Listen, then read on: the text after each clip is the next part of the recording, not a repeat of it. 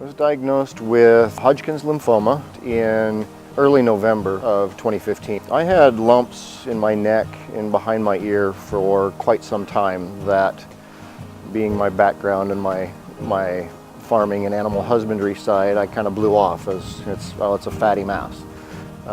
Friends and family members that are cancer survivors kept pestering me, and finally I decided, okay, I need to go get this checked. I ended up with trios, and the first doctor I saw said, well, that's cancer until it's diagnosed otherwise. Went and had my biopsy done, and the doctor was there in the recovery room when I woke up and said, yes, it's Hodgkin's lymphoma. You're stage 2, which is the good news because it's very treatable and very curable. My son went with me and we saw Dr. Lou, met Amber, Dr. Lou's nurse, that first meeting, and Dr. Lou says, okay, we need to get you scheduled for treatment. We need to get some things done. So it was a very, very quick, fast-paced procedure. December 2nd was my first infusion. So that's when I started my chemotherapy and went from there. I had quite a lot of time to mull things over in my head. With the lumps there, I always had it in the back of my mind, maybe it was cancer. And then getting the diagnosis, as soon as I woke up in the recovery room, that yeah, this is Hodgkin's lymphoma, stage 2, it's very treatable and very curable. So from that point, hearing those words immediately, for me it was okay, we're going to kick it, we're going to beat it, and we're going to do what needs to be done. And then having the support of family and friends. I had some real lows. There were times going through chemo that I just wanted to give up totally. But the encouragement of family and friends and kicking me in the butt. Okay, you got this, just keep going. And of course, going and seeing Dr. Lou and Amber and Amy and Michelle, the gals downstairs in the infusion center, always with a smile on their face. They were always having a great day. Always made me smile and always made me okay coming back. Well, that was a good one. My infusions were typically done on Wednesdays. Laid them all out on the calendar every 3 weeks, go in for an infusion on Wednesdays. Well, my final infusion happened to fall on the Wednesday before my birthday. Yeah, I told Amber the time before, I said, okay, we're coming in on the 24th. And she says, the 24th? I said, yeah. She says, no, you're scheduled for Wednesday. I said, no, we need to reschedule it for Thursday. I said, that's my birthday. She says, you really want to have your last infusion on your birthday? And I said, yeah. And I'm going to drive Pearl to my last infusion. She says, you're nuts. And I said, that's what I want. She says, okay, that's what we'll do. March 24th, I got up early and I warmed up Pearl and drove from here to the infusion center.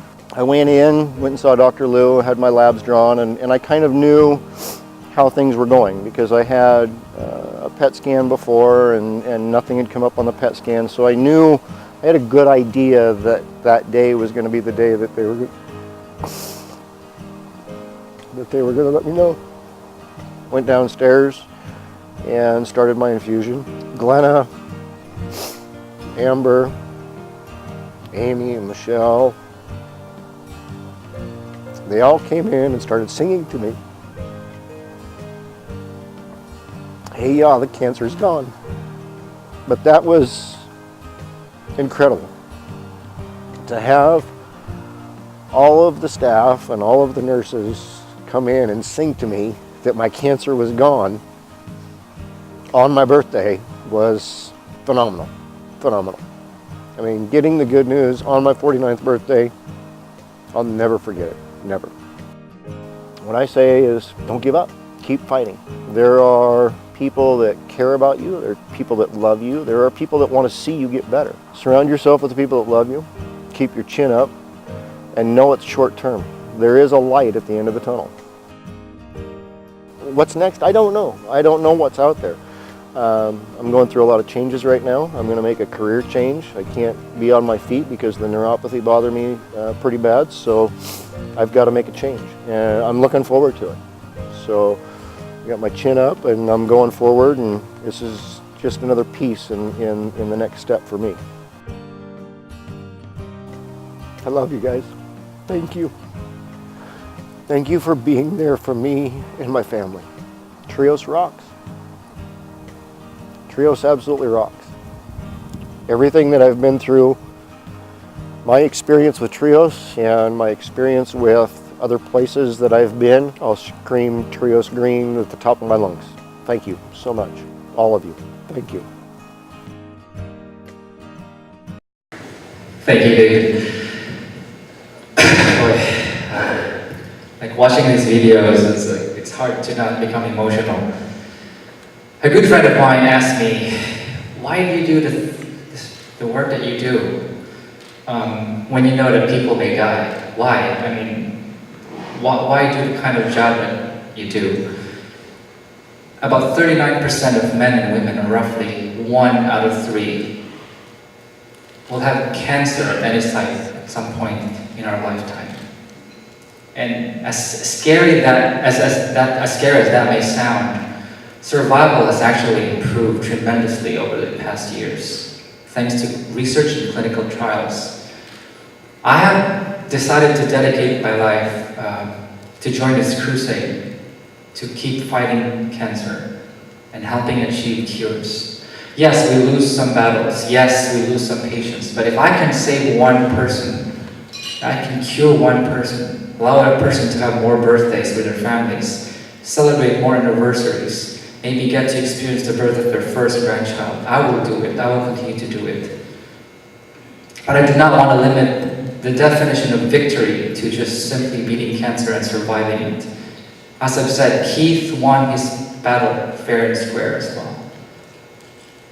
Ever recall or remember Patch Adams, what he said? You treat the disease, you win, you lose. You treat a person, I guarantee you will win, no matter what the outcome. Our patients, myself and my other colleagues, we are so blessed to have such a loving and caring and compassionate staff. Behind each great physician are people that really make the journey through cancer much more bearable. Our infusion center nurses, our nurse navigators, from the medical records staff, from the front desk staff, financial counselors, volunteers.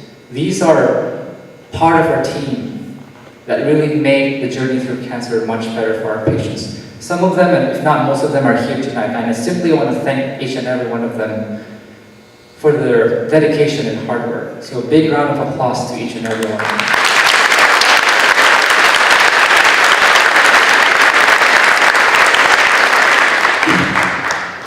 A person's life can change overnight with a diagnosis of cancer.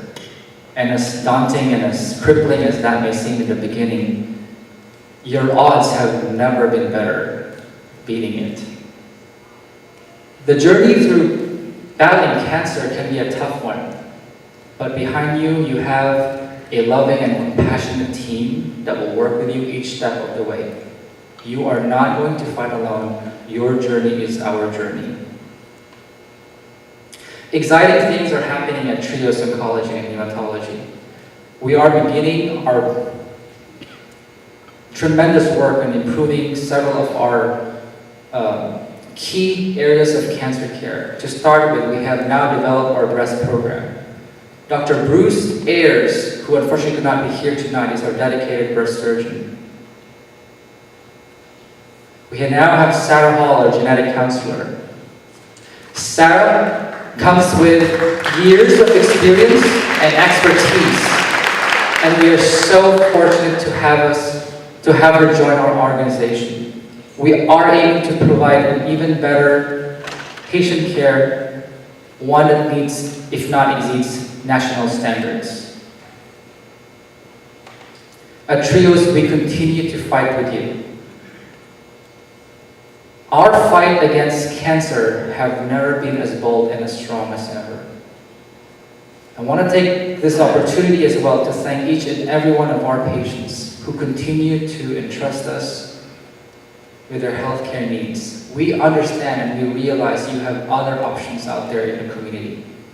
And for you to entrust your care with us, with Trios, means a lot. We will safeguard that. We will continue to nurture the trust. It has been a great honor and privilege to serve each and every one of you. Thank you.